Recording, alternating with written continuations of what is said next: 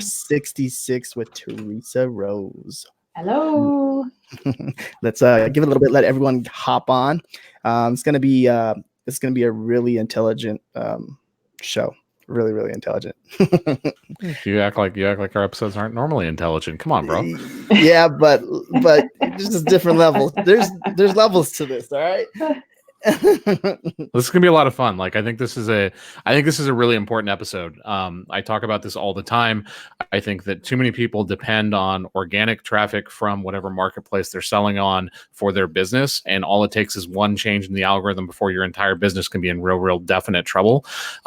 Pinterest marketing is one of those things where you actually can get organic traffic still, right? Like it's very difficult to get organic traffic on Google. It's almost impossible on Facebook, Instagram, the exact same thing.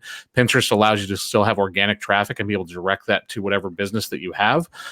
So I think Pinterest is an amazing opportunity for anybody that's doing merch by Amazon or Etsy or Shopify, any kind of e-commerce, any kind of business really. And Teresa is like the bomb. Like she's the expert on this. We were talking to her before we started up the show, and I was just like, okay, well, we can't waste all this for while we're talking around here. We need to like save some of this for the audience.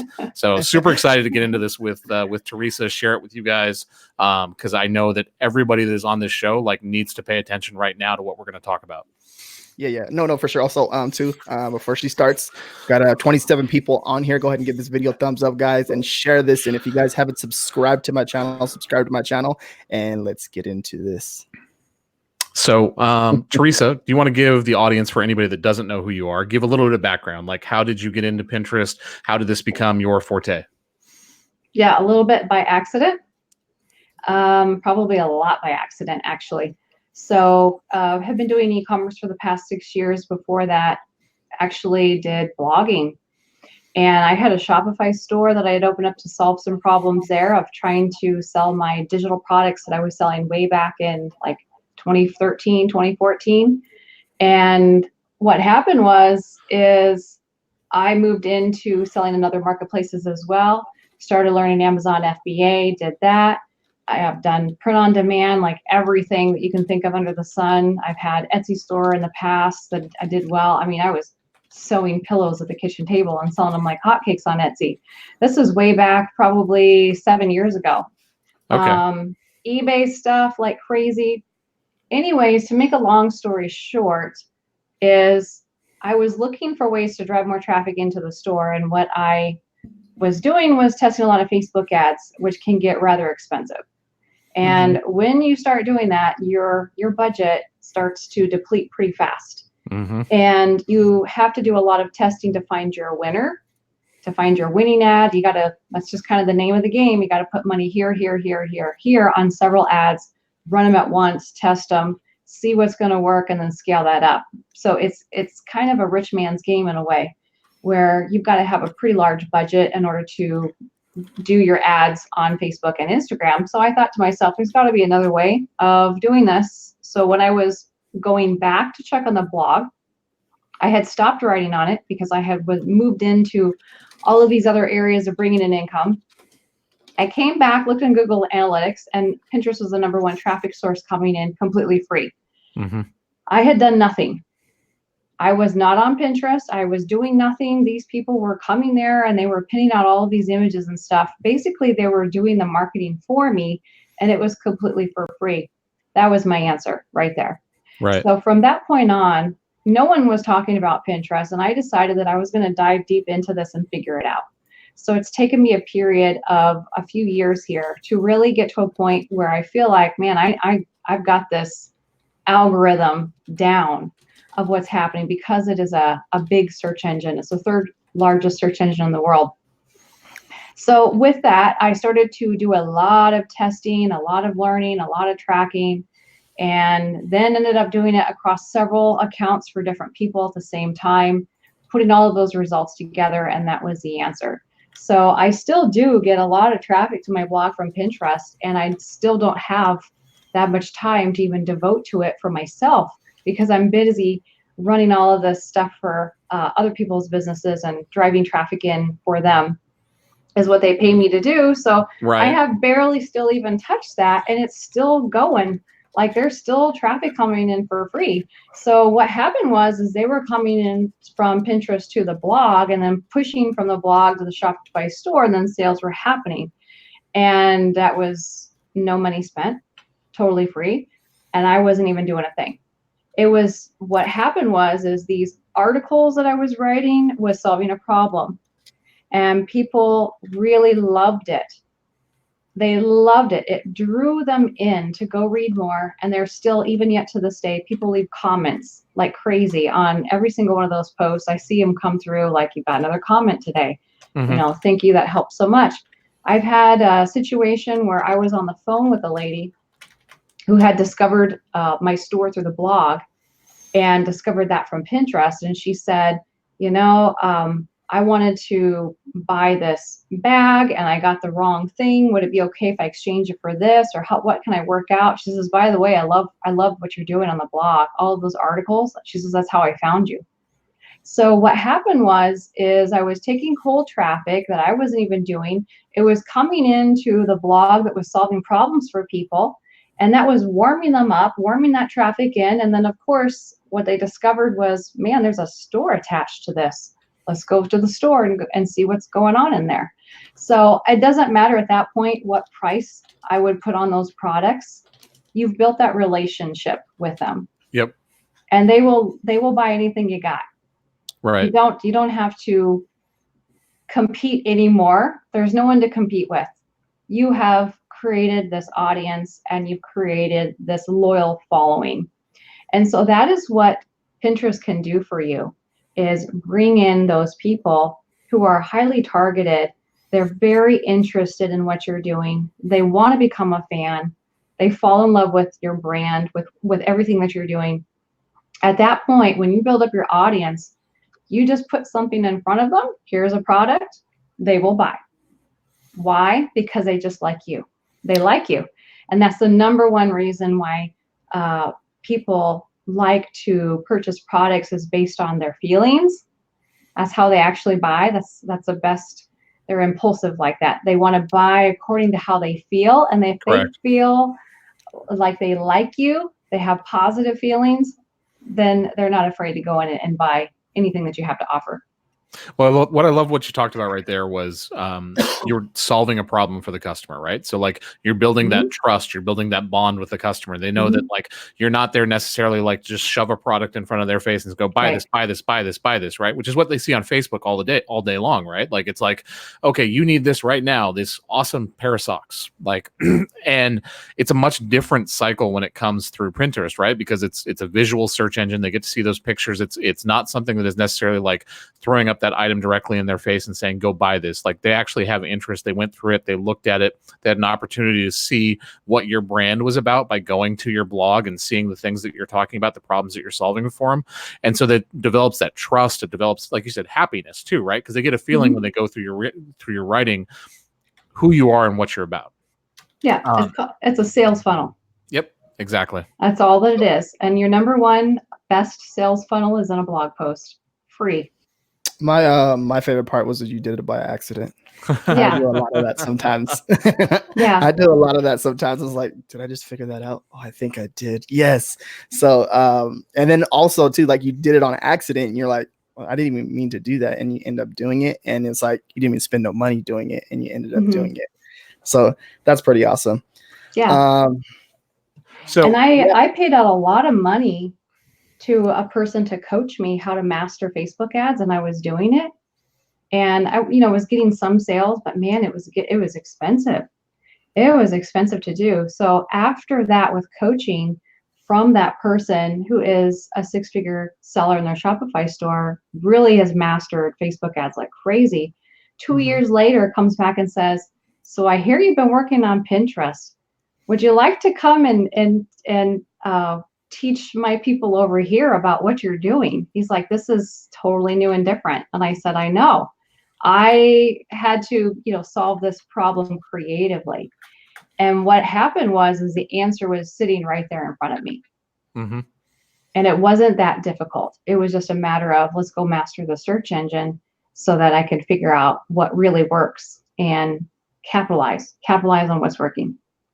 Well, I think the other thing that that stands out to me too, like part of this is from the conversation we had earlier too, but I noticed that like you're willing to put in the work, right? So like a lot of people are looking for easy. Like the reason they go to Facebook is because they've been told that that's the easiest way to get customers. They just have to spend some money at the problem. It's going to fix everything they do, right? And I actually just got done talking over with a coaching group we have about like resourcefulness versus resources, right? And a lot of times, like there's so much more leverage in being resourceful and spending the time to do something that other people aren't doing versus just going where the mass is and going and taking the easy options. Well, I will tell you, if you follow the herd, you're never going to get anywhere. You're going right into the same area as your competition. You always want to do what no one else is doing. That is the true mark of an entrepreneur. You are pioneering. You are doing new territory. You're exploring areas that no one else is willing to go to. It's hard. It's difficult. And it gets kind of lonely because there is no one else doing it that you can talk to about it. Plus, you may not want to be talking about it publicly until you figure it out. But that is really what you have to do if you want to move into unexplored territory. That is called your blue ocean. If you're familiar with a blue ocean strategy, the more that you can identify your blue ocean, that's where you need to go. And it's scary. It's risky because you don't know if it's going to work. It's untested. It's untapped. But that's your job. Go test it. Go find out. If it works, now you've got something, and you've got something on a much, much bigger level. Yeah, you have so much more leverage because it's unique. It's not something that everybody else is doing. You have such an advantage over the rest of your competition, and just literally like having that ROI on having organic traffic go to your website versus having paid traffic. Do you realize like how much more money you have to be able to spend to do other things? It's unbelievable. It makes a massive, massive difference in your business. So having done Pinterest now for how long? Oh boy, it's probably been 4 years. Began learning about it as much as I could, and then getting more serious in the last 3 years. And then it was like, as soon as I opened my big mouth and started talking about it, when people are asking, what are you doing these days to get traffic in? And what are you doing? And I, open up my mouth on a webinar, and then boom, immediately people just started saying, teach me, you got a course, you got this, you got that. It was revolutionary. In the e-commerce world, is revolutionary. In the blogger world, they've been using this for a long time. But there are two different worlds, two different dichotomies. If you could get good at both and bring them together, now you've got something. Now you've got a real business with legs that can stand for a long time. You got longevity into your business if you can master the content marketing and you compare that with, man, I know how to get products. I know how to create products. I know how to put that into action and do the marketing. Then you've got it. You're good to go. 100%. Yeah, I mean, this is it's something that I talk about with RJ quite a bit. It's like the money's in the niches too, right? Like, so it's not necessarily like just spraying a bunch of stuff up onto Pinterest, right? It's like being focused, having being able to put together something that's coherent and cohesive and makes sense to the person when they go to your board and they understand why those things are there on your board and why when they go to your blog, you're talking about these things. It's not a bunch of random things that are stuck together. No, you want to build a brand. Yeah. Okay. So you know that most of our audience is like print on demand. Kind of like get into this a little bit. Have you helped anybody run traffic to their print on demand products? Yeah. There's been a few people in the past where I've done overhauls, or I've worked for maybe 2 or 3 months to get it moving in the right direction, and they had print on demand products. There's been a situation with one person where they had print on demand products in their Shopify store, was driving traffic in, and then they shifted gears and said, I want to change my brand. It's like, whoa, you're going to have to redo all of that, the whole, everything that was set up on Pinterest, and all of that was going to have to be redone again, but they were going to go back and try and do some of that on their own. So, I don't think it matters if it's what type of products you have. It doesn't matter. A lot of people think, well, I just do print on demand. Is there something specific for Pinterest for print on demand that I need to know about that would be different from any other type of product? And the answer is no. You need to build a brand. And it doesn't matter if it's a digital product, if it's a print on demand product, if it's a physical product. Build a brand, get to know your audience, figure out what is the language that your audience is speaking, and then you speak that language back to them. That's how you basically cast your net out to go and get a targeted audience to come in. So what I mean by that is keywords and long tail keywords. That is a language that your audience is speaking. That is what they're typing into the search engine. Yeah. And so what you want to do is try and cast your net out to catch as many of these keywords as you possibly can, and making sure that you've got the right ones for the right people. Yeah. So you're not trying to get everything in the ocean. You're trying to get the targeted ones who are really interested in what you have to offer.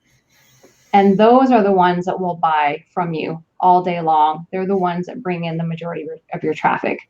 So you have to really target your audience and then figure out what is it that they're looking for. Mm-hmm. And more importantly, what is a problem that I can solve for them? And ask yourself this question with your product. This is important for every entrepreneur because this is what's going to make any product sell. How does my product solve a problem? Because that is what people are looking for.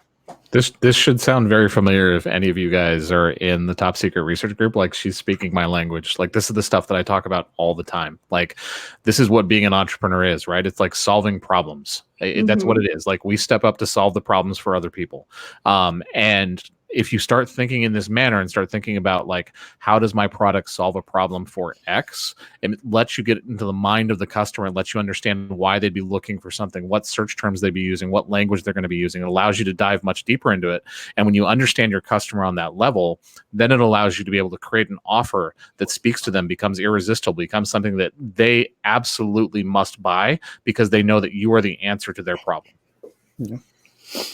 No, guys. Also, too, I see the questions coming in the chat. We'll get to those 30 minutes into the show. But there's some really good stuff right here. Some people are going to probably want to go back and watch this over again because she's dropping like some really, really good bombs in here. So 4 years in terms of Pinterest and what it's doing right now, I know that like one of the popular strategies at the very beginning was kind of spammy, which is like the follow unfollow thing, right? Which, as far as I know, like, it doesn't work. Like, Pinterest has worked really hard to kind of make it so it's an optimized experience for the user, and that kind of stuff doesn't go down. What would you say, like, is the one tip you would have for people when they're starting their Pinterest account, like, to start building a Pinterest business or a Pinterest marketing strategy? Like, how would you start out? I think you need to put all of your time and attention into learning Pinterest SEO. Mm-hmm. So, and I'm not just talking from an organic perspective. I'm also talking for if you want to run any kind of promoted pins and you want to keep your CPC down, you need to use keywords. So the targeting is much different than what you do with Facebook ads or Instagram ads. Your targeting that gets your cost down really low is through keyword phrases. And I'm testing right now some more popular keyword phrases, and then some keyword phrases that I had found and discovered through the research that I do of zero competition on Pinterest, just to test them in promoted pins to see how well they perform. The ones with zero competition, are they actually going to perform, or does it need to have some kind of competition behind it? And then throw money behind that, and then it performs better. But the name of the game with Pinterest is keywords. It is a search engine. So you have to treat it like a search engine. And throwing money at it isn't going to work. The number 3 search engine too, right? It's a third. It's number 3 in the world. Yeah. So we've got Google is number 1, YouTube is number 2, and then Pinterest is number 3. So with that, you want to master your search engines as much as possible. YouTube is a very powerful search engine. That's been kind of fun for me to kind of play around with that a little bit with some of the videos I'm doing. I've been finding some low competition, like zero competition keywords, and trying that same technique over there to see what happens. And it's interesting because you can, get more viewers, the search engine sees that and it pushes your videos out further. Yeah. So, keywords is the name of the game for longevity. And that is going to be for both organic and paid on Pinterest because it is a search engine. Now, when you do a pin and you put a pin out there and you've got the right keywording down, there is no such thing as an off switch to a pin. Pins don't have an off switch. They keep going. And they are out there for years. That's awesome. That's really cool. Going back to what you said at the very beginning real fast, I know some people are like me. What is CPC? It's okay, guys. I understand. I'm the same way too at one point. It's cost per click. Okay. Yeah, just to throw it out there. What you're paying every time somebody clicks on one of your ads or pins or whatever. So in terms of keyword research, do you have any tips? Like, where do you like to do your keyword research? Like, where do you want to find those long tails, the things that aren't out there on Pinterest? Yep. You want to start on Pinterest first. Really understand how the Pinterest platform is set up. Figure out, what are these categories?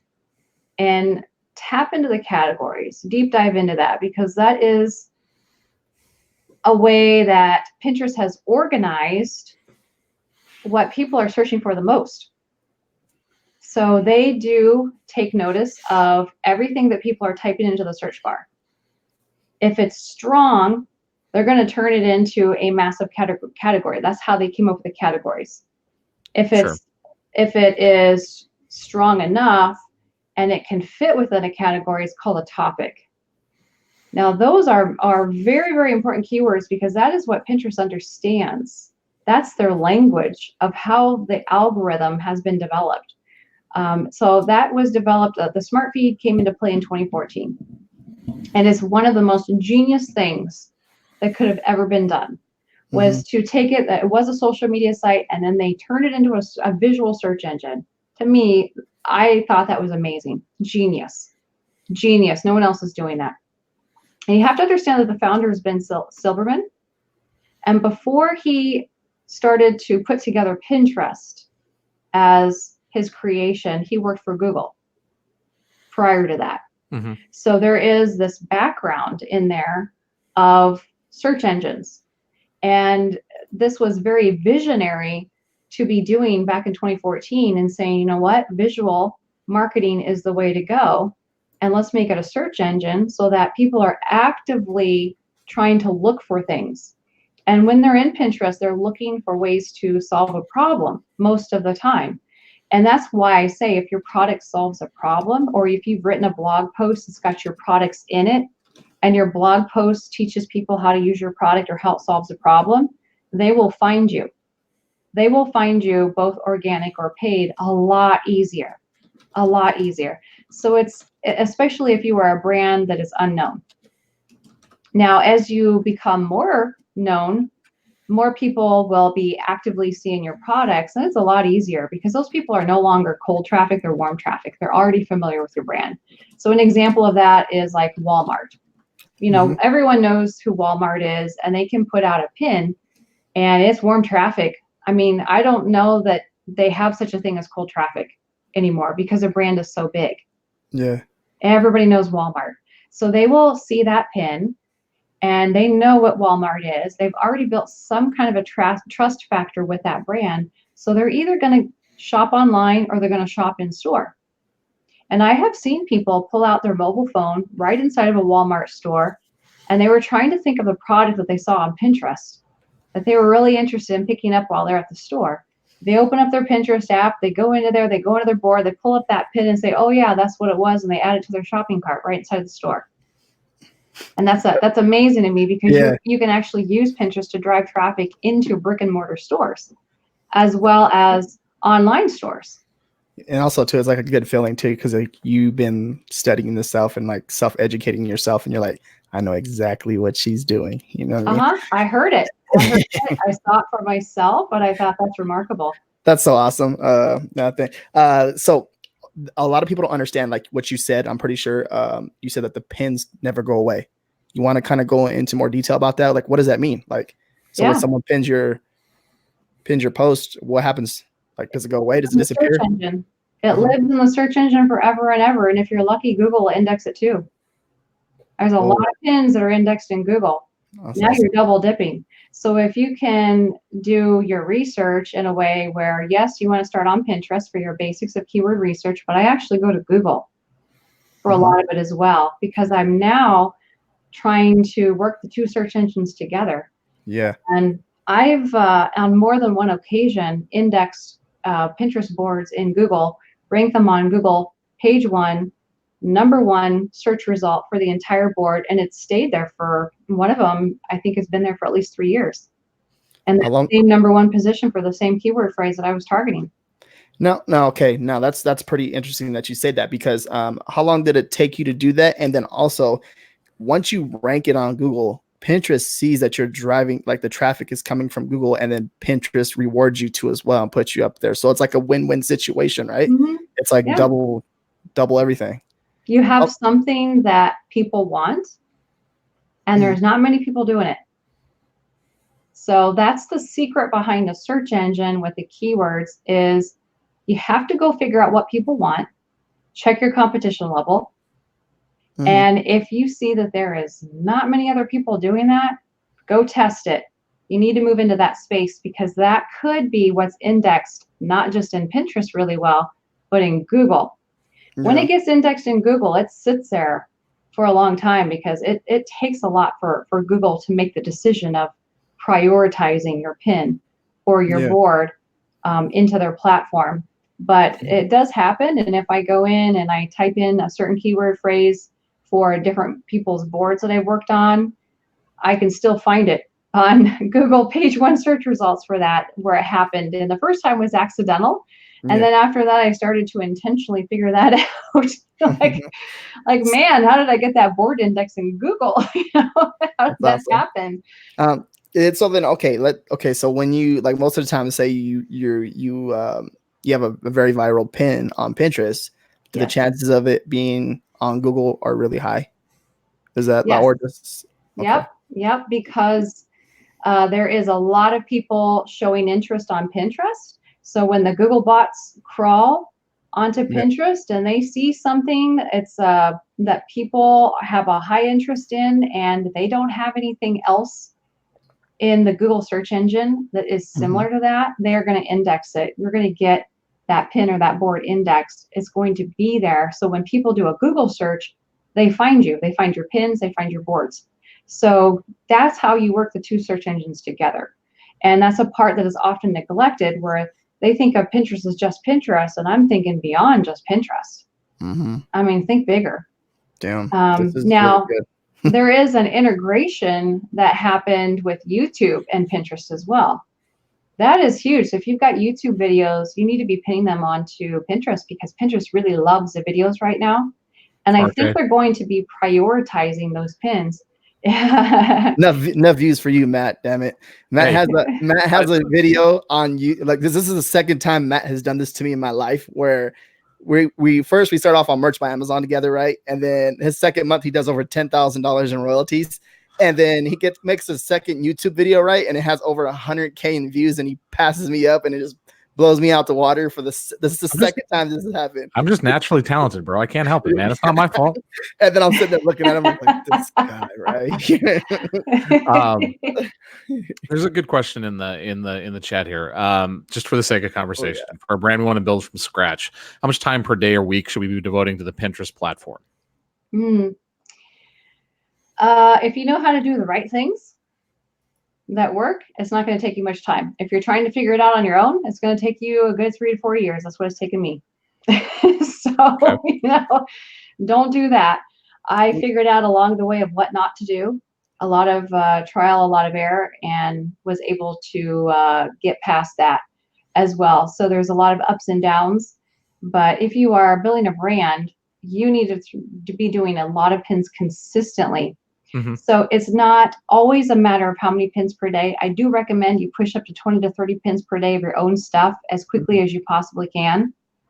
And you're not going to be able to do that manually in Pinterest. It is really difficult to keep up. So you're probably going to need to use a scheduler.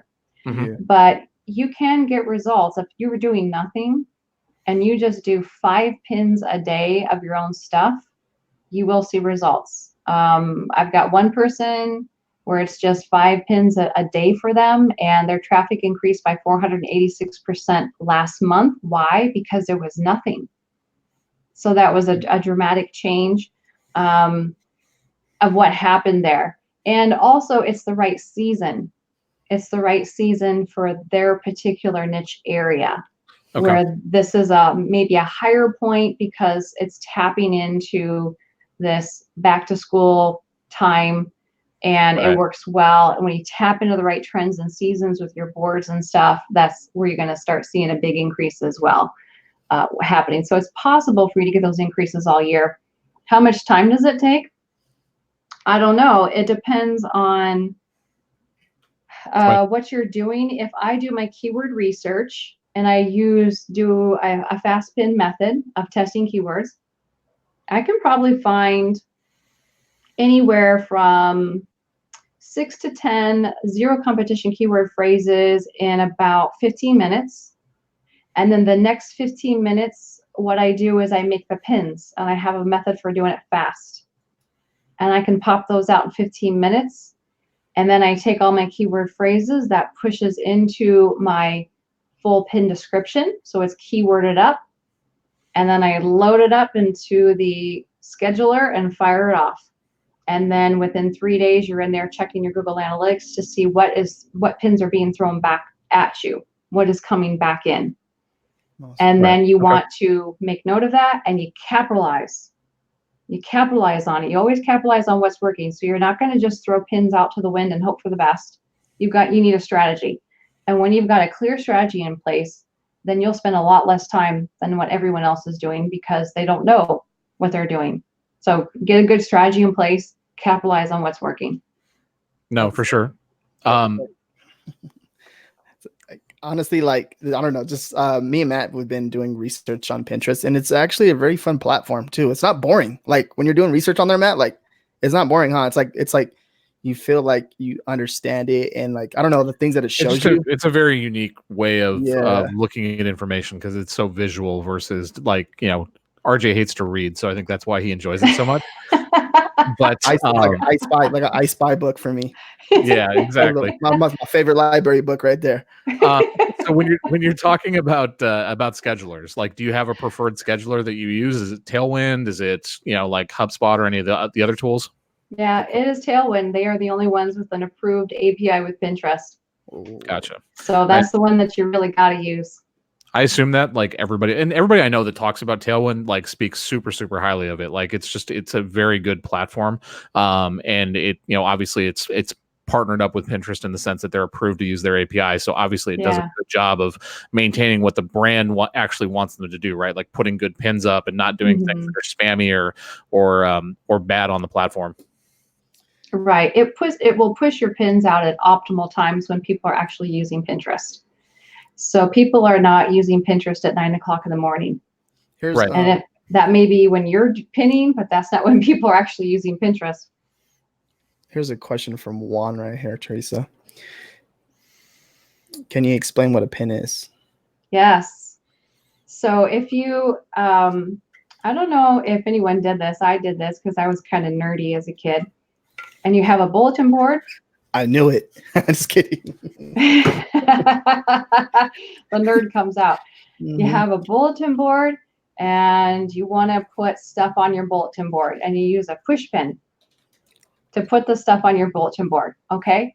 Now, if you want to, you can take your bulletin boards, take it up a notch, and you put things into collections.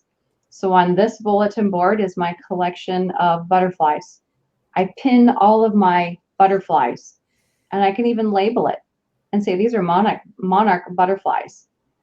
Now, I don't want to pin my, I don't know, lightning bugs onto a butterfly bulletin board because that's going to mess up my collection and it doesn't make any sense.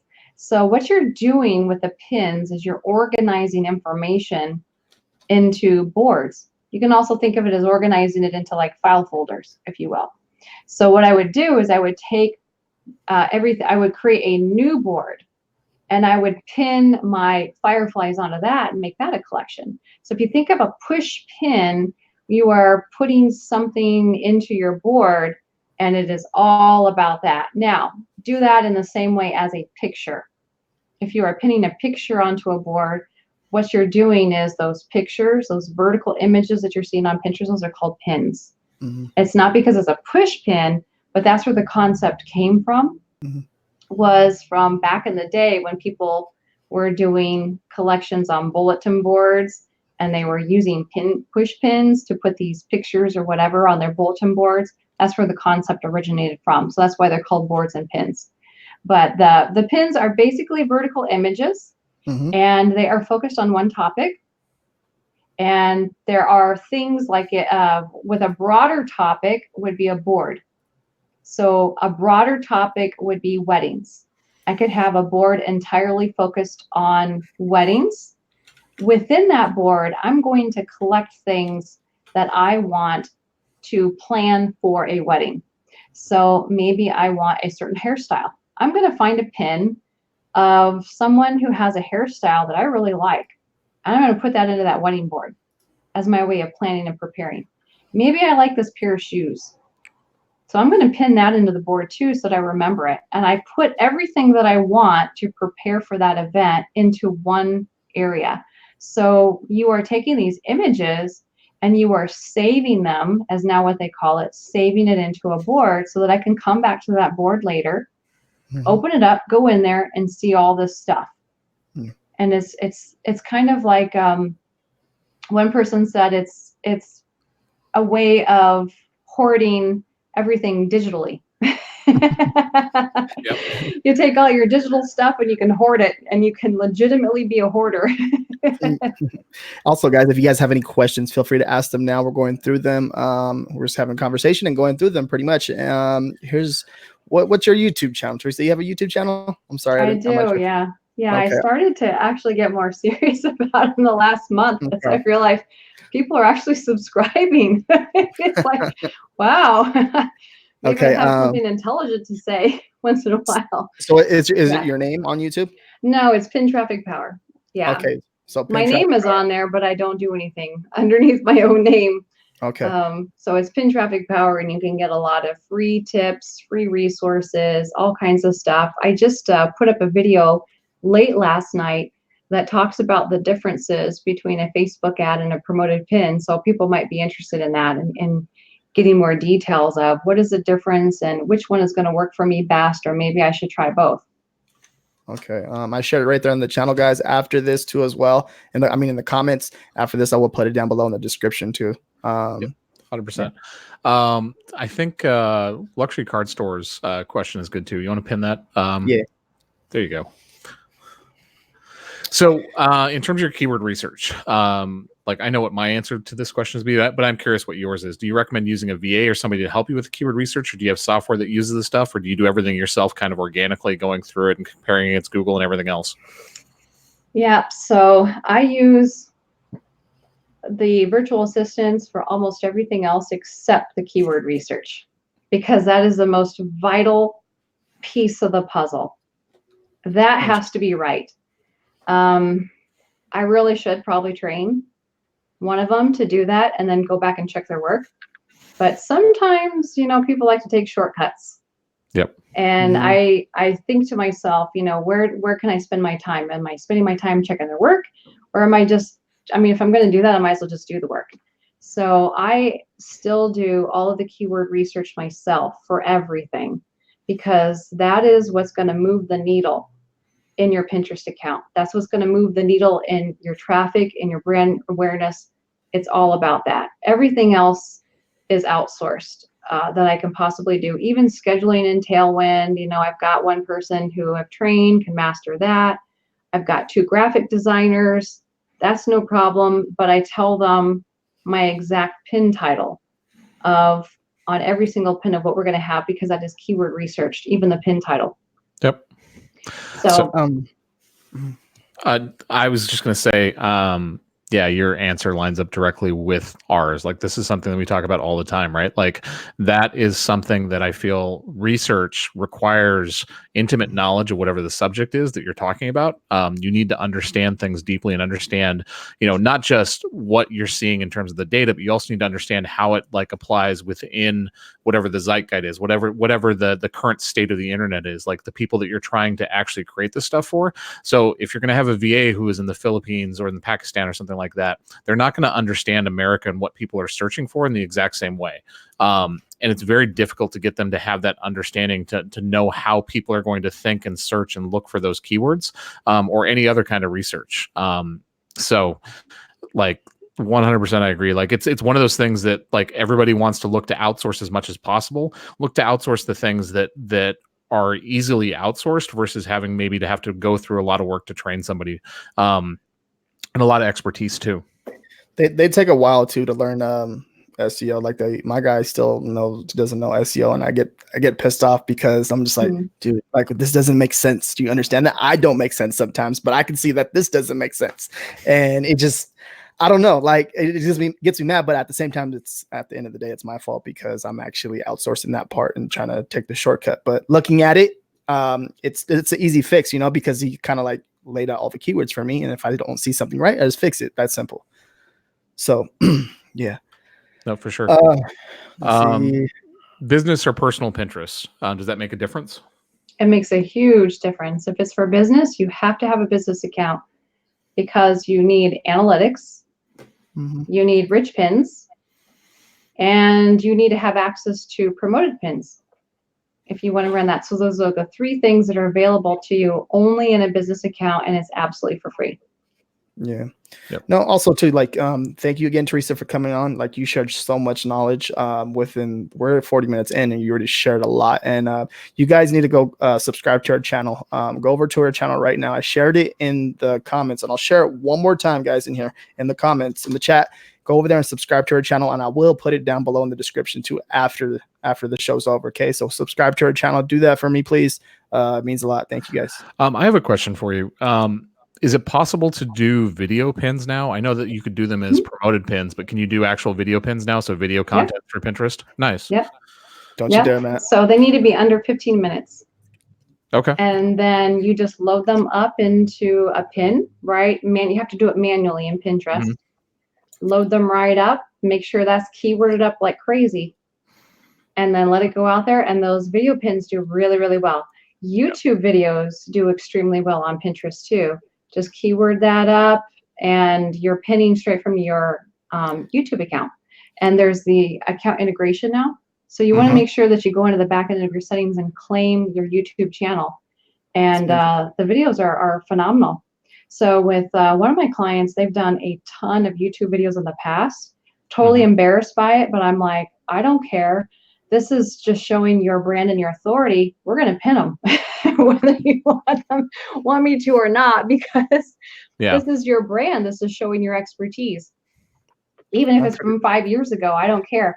So I created an entire board that is all about their videos, and that is their #1 top board. People just keep saving pins out of that board because they just love the videos. Right. Matt, your brain's going off right now. Ding, ding, ding, ding. So yeah, I mean, again, like I'm like, this is what I do, man. Like marketing is my thing. So like my thought process is, right, like, so I'm a big believer in pattern interrupts, right? So like when we're doing marketing, we want to do something that catches people's eyes, right? Like back to Seth Godin, the purple cow, right? Like when you're driving through a field of cows, like what's going to stand out in black and white? A purple cow will stand out instantly, right? So in the field of Pinterest, where it's lots and lots and lots of images, right? If you have something that's video, that's animated, it definitely stands out. I remember that when I was doing Pinterest research a couple years ago. The only way that we could do it was like through promoted pins. You could do promoted pins that would have some video content to them, but they stood out so strongly within the search results. Like you instantly, your eyes are drawn to that movement on the screen. No, sorry, Ariana right here. On Canva, easy flip videos, make 5 to 6 simple pins and download as a beta video option. Free account, it works and it's easy. Thank you for that tip. Yeah, you can do that. You can also do the GIFs, the GIFs, but they don't work so well on Pinterest. Tested those a long time ago. They kind of do nothing. Yeah, it's almost like posting just a link up there now. Before they used to do really well on Facebook. Now it's like you're like the keyword stuffing or spamming or whatever you're doing. So yeah, for sure. Do you use any kind of software for your keyword research? Nope. I have used SEMrush a lot in the past. And the way that I've used it was to check the competition level of some keyword phrases that are on Pinterest by checking the domain and seeing what's on there. But you can actually use, you can do that in Google for free. If you understand a little bit of SEO and how to search on Google, you can do that for free, which is actually what I do all the time. I don't need to spend, like, SEMrush is expensive. It's well over $100 a month now. Yep. Yeah. So some of those are very, very expensive, but it is not finding me the zero competition either. You use like keyword planner, like on the back end? I don't even use that. No. I use Google. Okay. I search the platform. I search for what is indexing in Pinterest into the Google search bar itself. Okay. This is kind of old school stuff. But no, it's good though, because you're actually getting results, right? Like you're actually seeing what other buyers are seeing when you go into Google and you put the search results in, right? Like, now I'm assuming you're doing that probably in incognito, right? You're not necessarily doing that from your own browser. No, I'm doing it from my own browser. Okay. And I'm also using some free Chrome extensions of keywords so that you're expanding that out a little bit further. And so those are great to use. And I don't want to spill the beans on everything here, but you can search in a way on Google where it is going to tell you what is coming from different domains. And I can do that with any domain name to see what is the competition doing or where is it coming from with, and that's the same thing as what SEMrush does. But you can actually do it for free right in Google. So I used SEMrush for a long time, and then I realized this is like the old school method of this over here that done years ago. Just do that, and it was, spits out similar results or same results. That's all you need. It doesn't have to be overcomplicated. Yep. It doesn't need to be really, really complex. And I use that method, and what I see is the pins come back at me in 3 days. So that's why I started to call it a fast pin method, because I could make the pin fast, test the keyword, and then the keyword floats back into it pops up and it shows up in Google Analytics within 3 days. And you'll start to see that traffic coming in a lot faster organically, to the point that with every single account I was working in, the average was 100% increase of traffic. For one brand, it was 201% increase of traffic. Last month, the month of August, in that account, by doing the method and that method only, 5 pins per day is all that's set up in the Tailwind scheduler for that one. This is an author, not a person, a name that you would know, well known, but is a best-selling author, has 6 best-selling books in Amazon. That's a whole other topic of the whole methodology that he teaches on how to do that. Working behind the scenes, 486% increase of traffic, 5 pins a day. And what happened there was finding those low competition keywords that nobody was doing on Pinterest that is actually speaking the language of the audience. It's questions that they're asking and no one is answering it. No, she doesn't do it in incognito. Okay, she's a gangster. She don't need to, right? They're in the comments. And okay, a lot of this information, it's Nurse said, is this information in your course? Of course it is. Yeah. You'll have to ask the people who are in the program right now what they think about this whole fast traffic method that I started practicing on a regular basis to do for increase of organic. And now I'm actually testing it behind promoted pins as well, because I think it's fascinating to see what will happen with the search engines. But where with that method, it's actually using Google to search the competition level on Pinterest. So that's sort of like a brain twister there, but it works.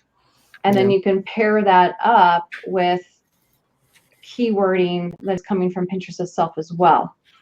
And then what happens is you start to see that many of those pins will, and boards can get indexed in Google as well as in Pinterest, because it is so unique and so different. Okay. No, so also too, guys, down below in the description, the Pin Mastery course is down below. Use Real Talk 20 for a coupon code, and you get $200 off. So if you guys are interested, it's down below in the description. So Alex's question here, I'm going to take this really quickly. So how would you define solving a problem in print on demand? I've always asked myself this question, but I can't come up with a clear answer, right? So think about it in terms of like what people are passionate about, right? And generally what people are going to be wearing a t-shirt about is something that they're passionate about, something they want to express. This is their way of identifying with the tribe. So in the case of like one of our Etsy stores, like one of the problems that we solve is the fact that representation within this particular niche is not particularly great. And it also happens to be very misunderstood. So like the stuff that's out there in the market for the most part doesn't represent them. So the problem that we're solving is we're making things that actually apply to who these people are. They feel proud to wear the things that we're creating because it actually speaks to who they are as a person. And it allows them to have an identity that they can wear on their chest. They can put that message out there for people. There it is right there. There you go. Yeah, you got to know your audience. That's the key. And sometimes it can be a lot of humor that you bring into play that only that audience understands, but the average person doesn't. If you put that on a t-shirt, they will buy it. And they will wear it proudly because it's kind of like an inside joke. And people will stop and ask them because they don't understand it. And they love that because they get attention. So when they walk down the street wearing your shirt, they get attention because they get it. And they can tell who else gets it and doesn't get it. And if they do get it, wow, you're like me. We're in the same tribe. We're in the same group.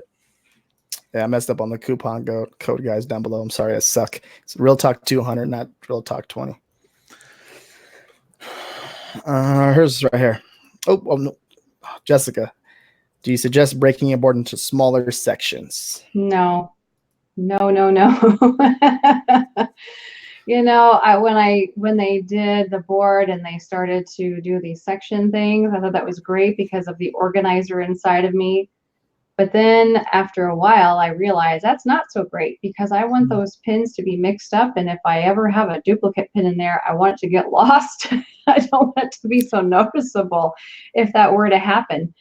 So it is a complete waste of time to organize the inside of your boards. A complete waste of time. It does nothing to the algorithm. Whatever you title those sections means nothing. Those keywords actually don't work in the algorithm. So I wouldn't waste your time there. If you just like to do it for the fun of it, go for it for your own sake, but it isn't going to have any effect at all.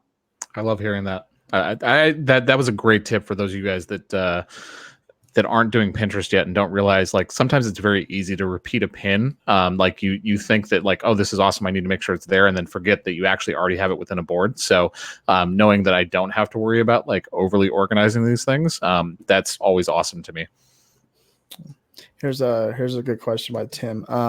So like, let's for your, this is going to be an it depends answer. Yeah, like, no, but I can answer like it's it depends answer 100%. Let's put it towards like Teresa. So like with your experience, long tail keywords, like what do you aim for? Like what are you looking for? What's a good CPC for you? So are we talking about organic or are we talking promoted here?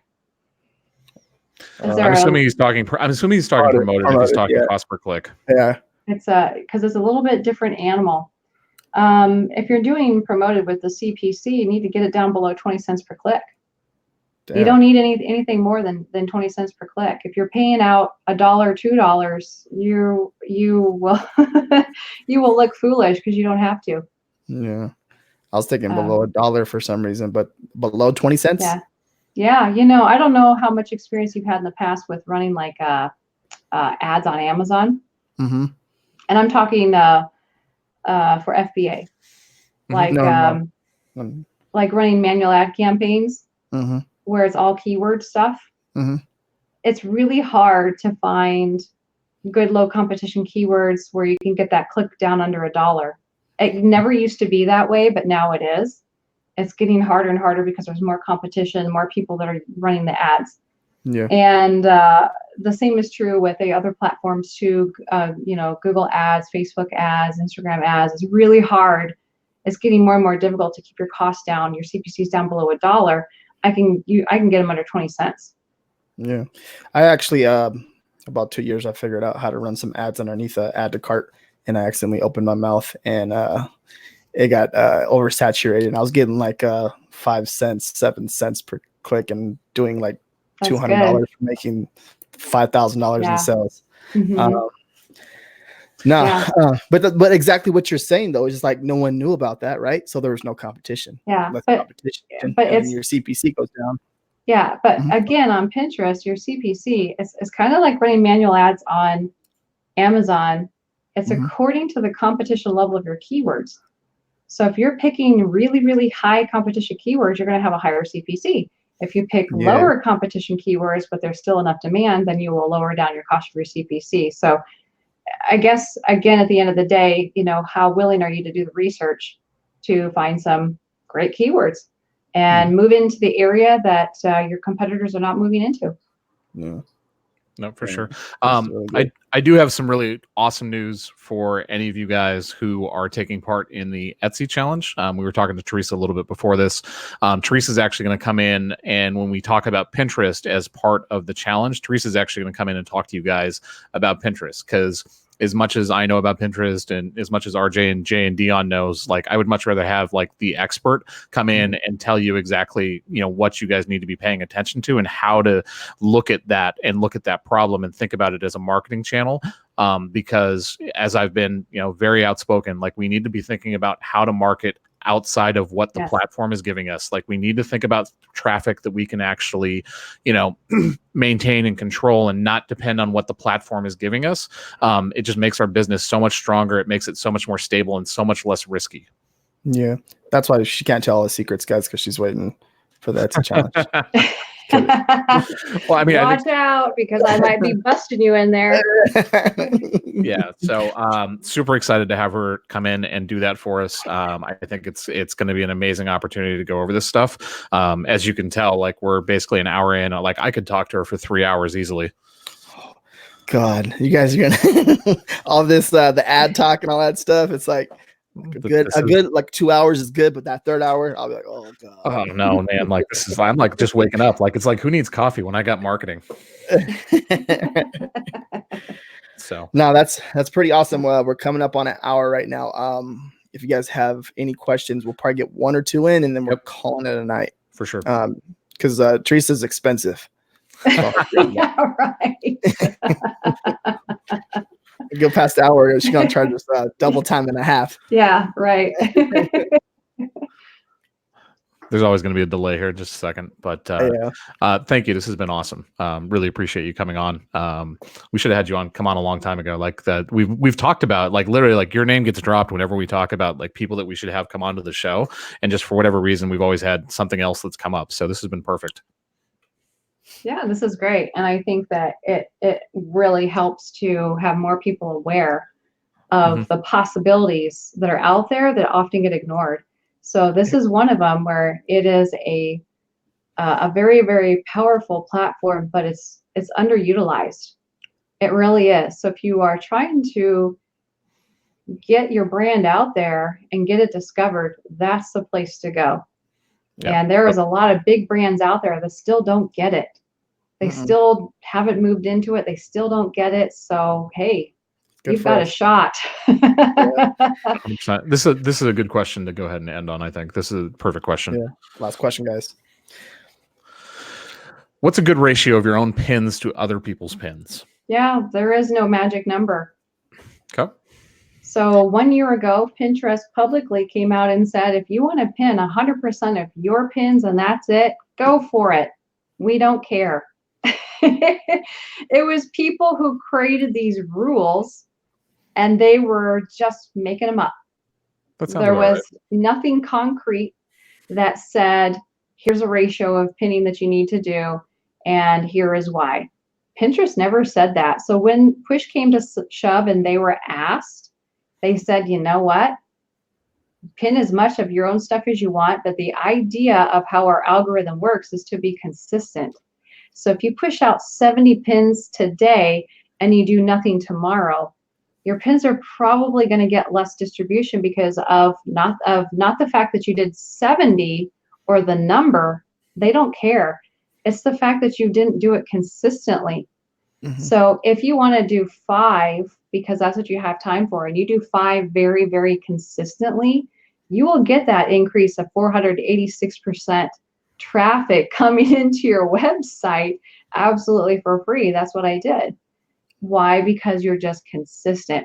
So what I like to do is pin at least 90 to 95% of your own pins, because it is your pins that brings the traffic into your stuff.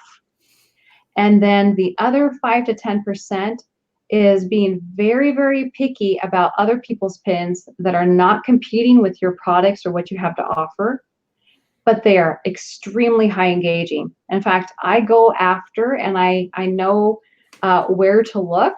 Again, it's that keyword research for the pins that are already going viral. And if it's going viral, I want that in my board. The reason why I want that in my board is because it pushes up my engagement. That pin's going to keep going viral. Now in my board, my overall engagement goes up. And the name of the game now is to increase your engagement. Once your engagement overall in your account pops up, Pinterest says, man, you're doing something well. People love what you're pinning, so we're going to start pushing out more of your pins. And that includes the 95% that is yours as well. So that's how you can leverage these other people's pins in your favor, where they have something that is so amazing that people love that you want to share that with the audience that you are building on Pinterest, put that into your board, build your engagement up. Once your engagement pushes up, then you start to see a huge amount of traffic. So in July, when I was doing a fast pin method for a skincare brand, the increase of traffic was 201%, according to Google Analytics. That was the true measurement of what was actually coming into the store. And what was happening from that with the 201% increase of the traffic there was real high engagement and a lot of viewers. The viewers skyrocketed from, I think at that point was sitting around 600,000, and it skyrocketed up to 1 million at that point. It was 1.1 million viewers during that month period, because they were a lot of people that were looking for exactly the keyword phrases that I was testing, and I was testing hundreds. So you'll see when you are doing your tracking of your numbers, I track everything. I've spreadsheet galore going on here. Lots of spreadsheets going on with tracking everything so that I can see what's happening and figure out what are some correlations. What are some, it's kind of like doing that nerdy research.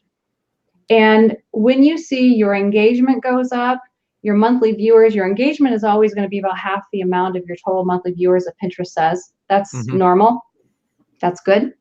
When your viewers goes up, your engagement goes up, Pinterest is clearly showing more people your pins. That's a good thing. Therefore, you'll have more traffic coming into your store, to your website, or whatever. So it all actually works together. Yep, that makes total sense. Total sense. So I just want to say thank you again for Teresa for being here. RJ, we do have to make an announcement. I want to make sure we don't forget about that. Do you remember what we need to talk about? No, I don't. Oh my gosh! Oh, you're killing me. What was announcement, Matt? So, like I mentioned earlier, we do have the Etsy challenge that is going to start in it's literally like 11 days away. One of the things we've been thinking about a lot is like, how do we give more back to you guys? How do we keep you guys engaged? Make sure that you guys have as much incentive as possible to go through and take action on the course. So what we decided to do for the first time is we're actually going to have prizes that are available for people that go through the course. Still working out some of the details, but in terms of the total value of prizes, right now it's about $3,000 in prizes that we're giving away. So first prize is going to include an Apple iPad Pro, along with access to what we're calling our Black Friday Bootcamp, which is probably about $1,600 in value total between the two things. There's going to be a $500 Shirtly credit, so like $500 in credit for product for Shirtly. We're also going to be giving away access to the Etsy crash course. Like, there's going to be a lot of stuff. So I'm super pumped for it. Like, because the thing is, like, I want as many of you guys going through the challenge to take part in it every single day and to take action and to make a difference in your business. So anything we can do to incentivize you guys to continue to do that and get you guys excited every single morning to get up and go through the training and take these steps and take radical action and make a change in your business, I think is a good thing. So I'm super pumped for that. Like, this is like, it's just, I don't know, man. Like, everybody can tell when I talk about how excited I am for the challenge. I know RJ is too. It's going to be a really, really great thing.